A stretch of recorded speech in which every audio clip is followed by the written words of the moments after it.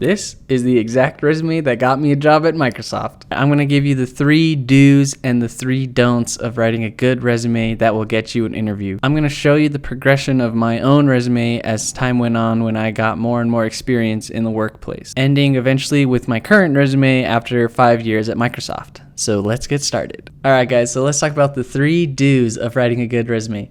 So do number 1, always share your resume as a PDF file, never as like a Word doc or a website or like a Google Doc like this, because people's devices could differ. And the beauty of a PDF is that it's supposed to be the same on all devices. Now, that may also have some issues, but I would say it definitely has less issues than, say, Google Docs or a Word doc or something. So make sure you always export your resume to a PDF and then double check that it actually looks right when you do so. Because sometimes when you export from like a Google Doc to a PDF, I've noticed that things jump a line. For example, this date and this place might accidentally go to the next line, and then all of a sudden your resume is like a weird skiwampus mess. So double check that your resume looks appropriate when you export to a PDF. All right, so do number 2. Always make sure to name your resume your name. So I'm talking the file name itself. So here you can see I've named this web dev app. So when I exported it to my PDF format, it's not my name. It's webdevapp.pdf. So when you send that in an email or you send that on LinkedIn or something as an attachment, it's going to say webdevapp.pdf, which just kind of makes them do a double take. It's like, oh, this must be their specific resume for this specific role or something, and that's fine, but you just want to kind of hide that detail away from them. You want to help the reader understand who you are as a person. So make sure to name it your name. So we'll just say Coolster Codes Resume, and then you export it, and that way you're gonna have a resume with your name in it instead of random resume 2 or something like that. Okay, and do number 3, always write numbers in your resume. So this is not a good example because this was my first resume that I made when I had basically 0 experience. You can see there, I didn't have much experience.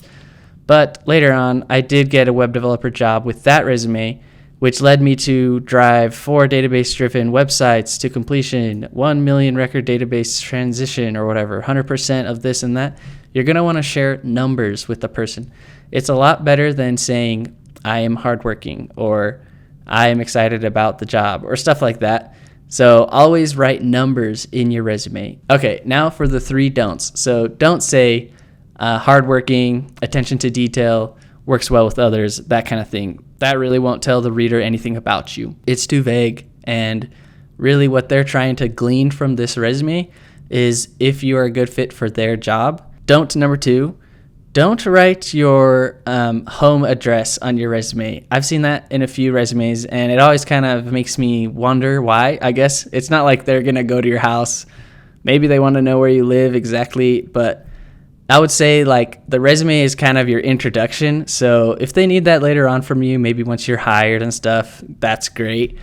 But I would save room on your resume for other things that will help you more than your home address. So don't put your home address on your resume. Yeah, and then don't number 3. Now this is all kind of subjective, right? Resume writing is not an exact science. But in my personal opinion, I would say don't make your resume more than 1 page. So honestly, like depending on the role, people aren't going to take a lot of time to really dive into your resume.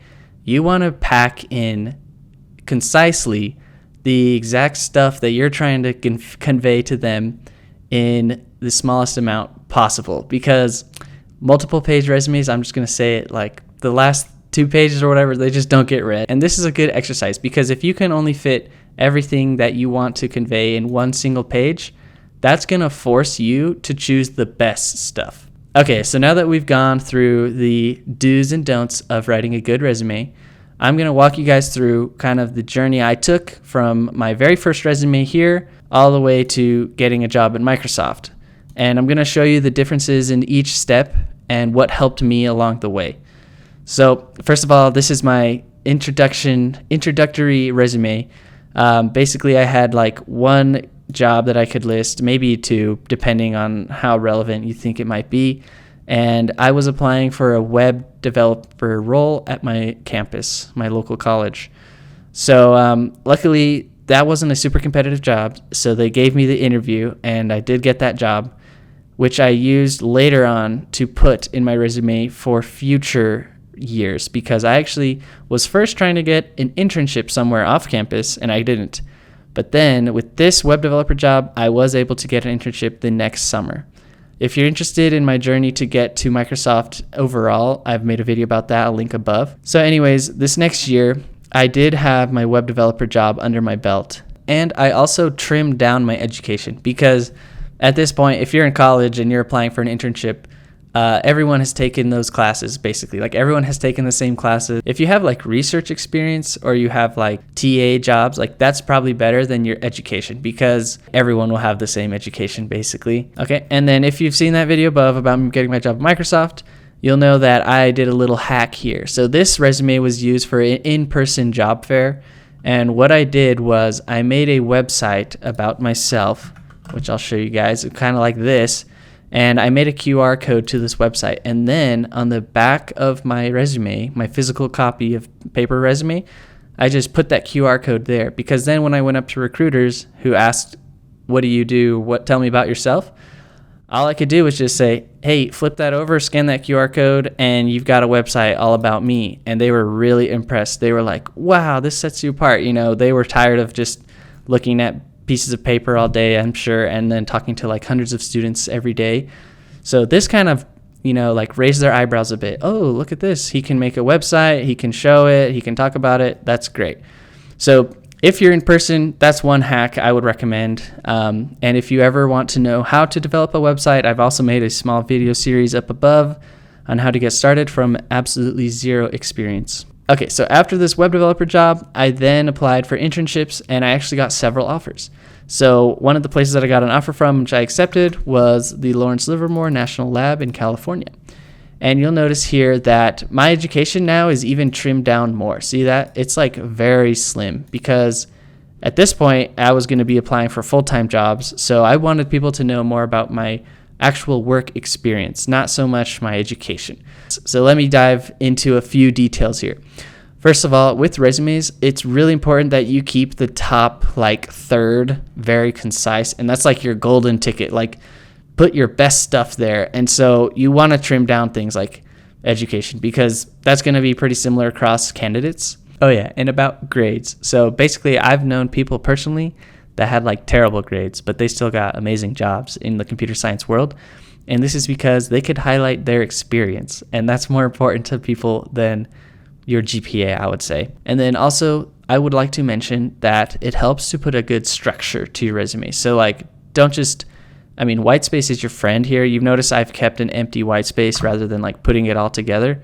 It just looks more cluttered that way. So keep the white space in between sections, and then in sections you can have no white space. Okay, so down at the bottom, you'll notice that some of these things will disappear as I show you my ultimate resume that I have even today after 5 years experience at Microsoft.